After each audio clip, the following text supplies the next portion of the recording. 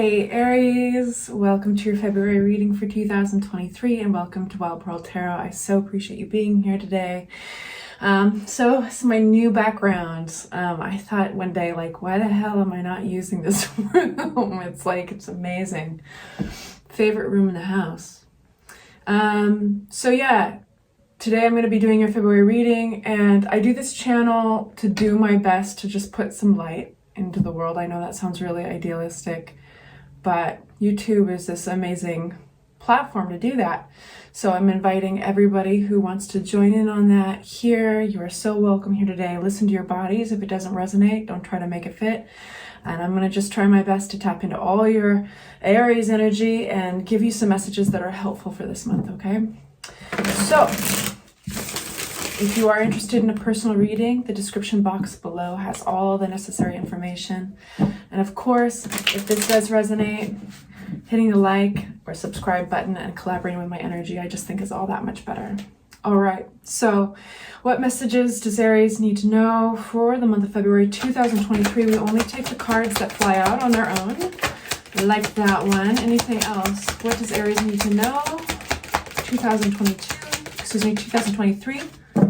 February 2023. Anything else Aries needs to know? Fly out. We got flippers, flyers. Death card. Something's coming to an end. These came out together and they came out in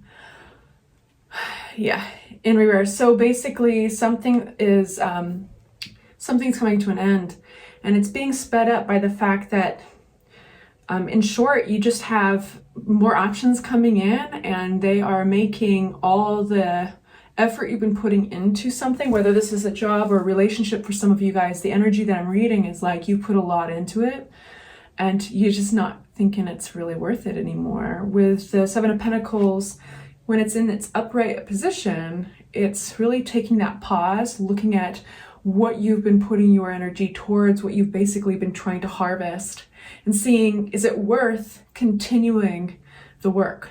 And with these Seven of Cups in reverse, I think that you feel a little disillusioned, and you've been asking yourself, what's worth it? What's real? A lot of those type of questions around your output and your intentions, you know. Are you going to get back what you've put in? Anything about that death card that we need to know? Yeah, it's like you're more powerful on your own. The Nine of Pentacles is a very, very happy and positive card. So I would say this is a good change in your life. Even though when we are closing a chapter, and the death card is very, very rarely literal, so it's really the end of a chapter of some sort. It's also the rebirth of something else. So you'll notice maybe certain things shifting, big things, people in your life will be moving out, and then that's going to be replaced by others. So what I feel that the cards are not saying yet, and I wouldn't be surprised if the next cards that flip out will be talking about the rebirth part. We'll be talking, because it feels like something's kind of ready to kind of knock on the door, or it's been knocking and you've had this feeling like, I just have to find out. But there is a sense of illusion here, and I think disillusionment and reflecting on, like, I don't think this is going to pay off the way I thought it was. So we're going to get this deck right here, and we're going to ask, what things has Aries not considered? What have you not been able to see? What can you not see? What does Aries not see? What messages does Tarot have for Aries?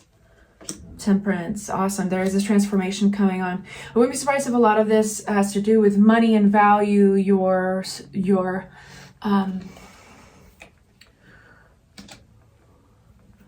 stability. What are you not seeing? Anything else for Aries? So yeah, King of Cups. So something awaits you, like I was saying, something knocking on the door. And I think you're right. If you've had a hunch that something might be there just behind the door, I think you're right. For some of you guys, this is love. This is somebody who wants to hand you this cup, the King of Cups. For others of you, this might just be somebody you want to work with, somebody who's creative, somebody who might be going like, come on, let's do this. But the Three of Wands is always, the threes in any tarot element is introducing another presence. It's introducing others. So this is like moving forward. This is possibly travel. This is communications, travel, plans, moving forward. And there's this transformation happening with the Page of Pentacles and Temperance. So tarot, in answer to my question of what do you not know yet? What have you not been able to see? Is there's probably a bigger transformation happening here than you realize. Because all we can do is follow that inkling. All we can do is sometimes look at the signs that are there in our real physical world of like, are you burnt out? Are you exhausted? Are you putting a lot of work in here with not enough return or something, like that as an example. But the transformation card right here of Temperance is talking about alchemy. So this is taking something, the willingness to learn and grow, right?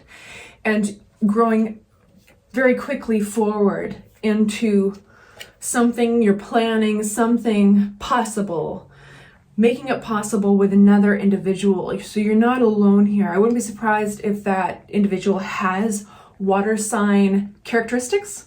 So the cups always rule over the water signs. Doesn't have to be a Scorpio, Pisces, or Cancer, but somebody who might be creative, intuitive, emotional, compassionate.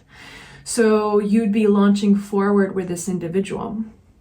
So I'd like to ask with another fresh deck, what advice tarot has in February. This isn't the right one. This is the right one. What advice does tarot have for Aries in February 2023? The funny thing about this deck is that it's too big for my hands. So you have to bear with me while I struggle through the shuffle. There we go. All right, advice from tarot. Make sure they're all right up. Cool. If they fly out upside down, I read them that way. But we always start with the deck right up. It's just how we do it. Advice for Aries. Ooh, we're just gonna leave that right there. And I'm gonna read all of those. So the Tower card, embracing change. This could be a move for a lot of you guys. We have the Hierophant, doing things a traditional way. This is about talking about your belief systems. And we have the Seven of Pentacles again, but this time it's right side up, right? Making sure the things that you're putting the work towards are worth it. So embracing this change, the Tower card always talks about things that are basically out of our control. That can be good things too. That can be all of a sudden falling in love. That can also be, somebody asking you to resign or having to move for some reason and under conditions that you didn't expect. You get the idea. And so this is saying, hey, embrace this change that the universe is basically stepping in and it's giving you an opportunity to switch tracks. But it's important to remember the traditional or conventional way things are done and that it actually might help you out. It might help you when making that investment of time and energy. The traditional ways and belief systems and how things are done may be aiding you in that. Embracing there may be some competition with others and being willing to recognize that, seeing it for what it is, no disillusionments. I think that has played a big role in the past with feeling disillusioned. And Aries don't do that very often. I mean, I think the Aries are straight shooters and they like transparency and they see that. They're really great with that. But something in your past, I think, I feel like certain options that you took or opportunities that were presented weren't necessarily going to pay off the way they promised. And so this is really like jumping in the game, embracing the competition and looking at it for what it is and enjoying it. It's like embracing. There is a traditional or a conventional method in all this too. I would like some clarity on that. Clarity on the Hierophant. My Aries. February 2023, clarity on the Hierophant. Thank you so much. Empress. Yeah. This is looking awesome. So this is really having something to offer.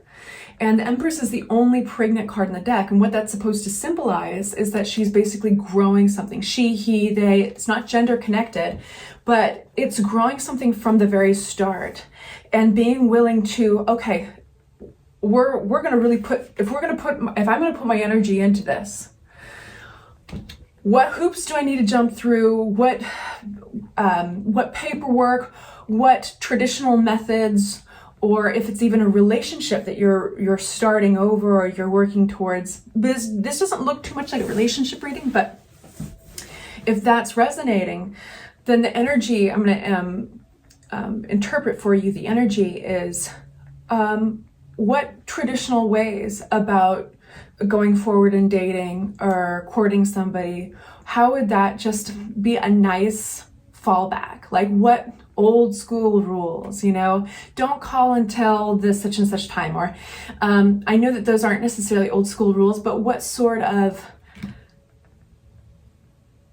messages have you been told that are like, hey, this is just kind of a nice way to go about it, and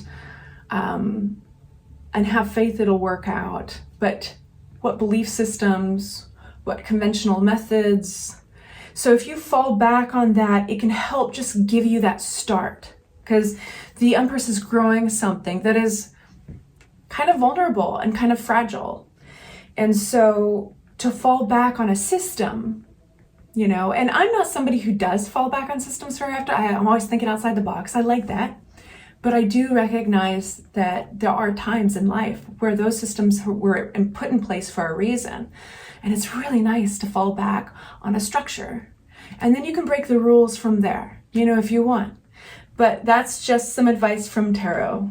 Embracing the a little of the competition, seeing it for what it is.